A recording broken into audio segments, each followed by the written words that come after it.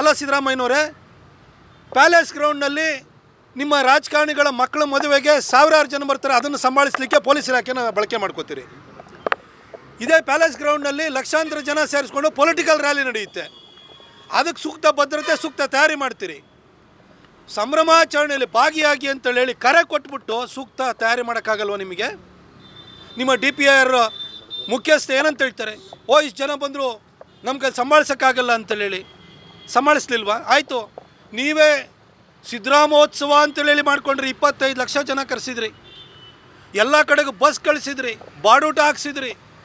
ಒಂದು ಸಣ್ಣ ಘಟನೆ ಅದನ್ನು ಸಂಭವಿಸ್ತಾ 25 ಲಕ್ಷ ಜನನ ನಿಮ್ಮ ಮೆರವಣಿಗೆಗೋಸ್ಕರವಾಗಿ ನೀವು ಕರೆಸಿ ಸಂಭಾಳಿಸಿ ಕಳಿಸ್ತೀರಿ.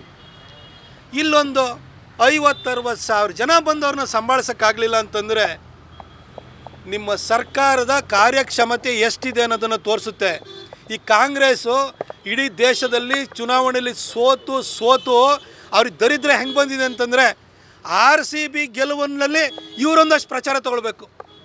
ಅದಕ್ಕೋಸ್ಕರ DK ಶಿವಕುಮಾರ್ ಅವರು ಏರ್ಪೋರ್ಟಿಗೆ ಹೋಗಿ ಅವ್ರನ್ನ ರಿಸೀವ್ ಮಾಡೋಕ್ಕೆ ಹೋಗಿ ಬುಕ್ಕೆ ಕೊಟ್ಬಿಟ್ಟು ಬಾವುಟ ಕೊಟ್ಬಿಟ್ಟು ಶರ್ಟ್ಸ್ ಹಾಕೊಂಬಿಟ್ಟು ಫೋಟೋ ತೆಗೆಸ್ಕೋತಾರೆ. ನಿಮ್ಮನ್ನೇನು ಕರೆದಿದ್ರಾ? ವಿರಾಟ್ ಕೊಹ್ಲಿ ಕರೆದಿದ್ರಾ? ನಿಮ್ಮನ್ನು RCB ಅವ್ರು ಕರೆದಿದ್ರಾ?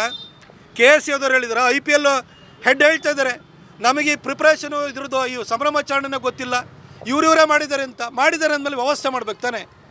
ಕೋಲ್ಕತ್ತಾ ನೈಟ್ ರೈಡರ್ಸು IPL ಗೆದ್ದಾಗ 2 ದಿನದ ನಂತರ ಸಂಭ್ರಮಾಚರಣೆ ಮಾಡಿದರು. ಮುಂಬೈ ಇಂಡಿಯನ್ಸ್ ಗೆದ್ದ ನಂತರ 2 ದಿನದ ನಂತರ ಮಾಡಿದರು. ಚೆನ್ನೈನವ್ರು ಗೆದ್ದಾದ ನಂತರ 3 ದಿನದ ನಂತರ ಮಾಡಿದರು. ಹಾಗೆ ವರ್ಲ್ಡ್ ಕಪ್ T20ನಲ್ಲಿ ಗೆದ್ಕೊಂಬಂದಾದ್ಮೇಲೆ 5 ದಿನದ ನಂತರ ಸಂಭ್ರಮಾಚರಣೆ ಮಾಡಿದ್ರು. ಲಕ್ಷಾಂತರ ಜನ ಬಂದರು, ಒಂದು ಘಟನೆ ಸಂಭವಿಸಲಿಲ್ಲ. ಆದರೆ ನಿಮಗೆ ಬೆಳಗಿನ ಜಾವ ಮುಗ್ದಿರೋ ಮ್ಯಾಚ್ಗೆ ಮಧ್ಯಾಹ್ನಕ್ಕಾಗಲೇ ನೀವು ಸಂಭ್ರಮಾಚರಣೆ ಮಾಡಬೇಕು ಅಂತ ನಿಮಗೆ ಆ ಥರ ಯಾರಿತ್ತು? ಏನು ವಿರಾಟ್ ಕೊಹ್ಲಿ ಫೋನ್ ಮಾಡಿ ಇವತ್ತೇ ಬಂದ್ಬಿಡ್ತೀನಪ್ಪ ವ್ಯವಸ್ಥೆ ಮಾಡಿ ಅಂತ ಹೇಳಿದ್ರ? ಯಾರು ಕರೆದಿದ್ರು ನಿಮಗೆ? ಏನು ನೀವೇನೋ ಕಪ್ ಗೆಲ್ಲೋದಕ್ಕೆ ನಿಮ್ಮದೇನೋ ಸಹಕಾರ ಇತ್ತಾ? ಈ ಒಂದು IPL ನಡೆದಂಥ ಇಷ್ಟೂ ಸಂದರ್ಭದಲ್ಲೂ 7-8 ಮ್ಯಾಚ್ಗಳು ಬೆಂಗಳೂರಿನಲ್ಲಿ ನಡೆದಿದ್ದಾವೆ. ಪ್ರತಿ ಸಾರಿ ಪೊಲೀಸರು ಭದ್ರತೆ ಕೊಟ್ಟಿದ್ದಾರೆ, ಸೂಕ್ತ ತಯಾರಿ ಮಾಡ್ಕೊಂಡಿದ್ದಾರೆ. ಇಲ್ಲಿ ನಿಮಗೊಂದು 50-60 ಸಾವಿರ ಜನನ ಮ್ಯಾನೇಜ್ ಮಾಡೋಕ್ಕಾಗಿಲ್ವಲ್ಲ ನಿಮಗೆ?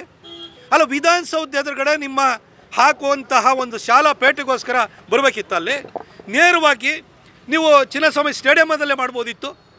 ಅಥವಾ ನಿಮಗೆ ಬೆಂಗಳೂರದು ಓಲ್ಡ್ ಏರ್ಪೋರ್ಟ್ HAL ಏರ್ಪೋರ್ಟಿಗೆ ನೀವು ಕರ್ಕೊಂಬಂದು ಅಲ್ಲಿಂದ ರೋಡ್ ಶೋ ಮಾಡಿದರೆ, ಎಲ್ಲ ಕಡೆಯೂ ರೋಡ್ ಶೋ ಮಾಡಿದ್ದಾರೆ. ಓಪನ್ ಬಸ್ಸಲ್ಲಿ ಆಟಗಾರನ ಕರ್ಕೊಂಬಂದರೆ, ಕಪ್ ಹಿಡ್ಕೊಂಡು ಬಂದರೆ ಜನ ರಸ್ತೆ ಉದ್ದಕ್ಕೂ ನೋಡಿಕೊಂಡು ಅಲ್ಲೇ ಖುಷಿ ಪಡ್ತಾರೆ.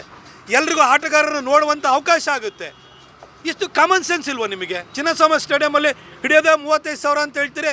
ಹಾಗಾದರೆ ನೀವು ಏರ್ಪೋರ್ಟಿಂದ ಓಲ್ಡ್ ಏರ್ಪೋರ್ಟಿಂದ ಚಿನ್ನಸ್ವಾಮಿ ಸ್ಟೇಡಿಯಂವರೆಗೂ ನೀವು ಪ್ರೊಸೆಷನ್ ಮಾಡಿತ್ತು ಅಂದರೆ ಲಕ್ಷಾಂತರ ಜನ ಬಂದು ನೋಡ್ಬೋದಿತ್ತು. ಸರ್ಕಾರ ನಡೆಸೋರಿಗೆ ನಿಮಗೆ ಮಿನಿಮಮ್ ಕಾಮನ್ ಸೆನ್ಸ್ ಇಲ್ವಾ? ಅಥವಾ ಪೊಲೀಸ್ ಇಲಾಖೆಯ ಮಾತಿಗೆ ಸ್ವಲ್ಪನಾದ್ರೂ ಬೆಲೆ ಕೊಡಬೇಕು ಅಂತ ಗೊತ್ತಿಲ್ವಾ? ಆಯಿತು, ಈ ಜಮೀರಣ್ಣನ ಕರ್ಕೊಂಡು ಜಮೀರಣ್ಣನ ಮಗ ಏನು ಫೋಟೋ ತೆಗೆಸ್ಕೊಳಕ್ಕೆ ಅಲ್ಲಿ ಬರೋದು, ಅಲ್ಲಿ ರಿಜ್ವಾನ್ ಅರ್ಷದ್ ಮಗ ಫೋಟೋ ತೆಗೆಸ್ಕೊಳಕ್ಕೆ ಬರೋದು. ಜಮೀರಣ್ಣ ನಿಮ್ಮ ಮಗನಿಗೆ ಸಿನಿಮಾ ಮಾಡಿ ಸ್ಟಾರ್ ಮಾಡೋಕ್ಕೆ ಹೋದ್ರಿ, ಆಗಲಿಲ್ಲ.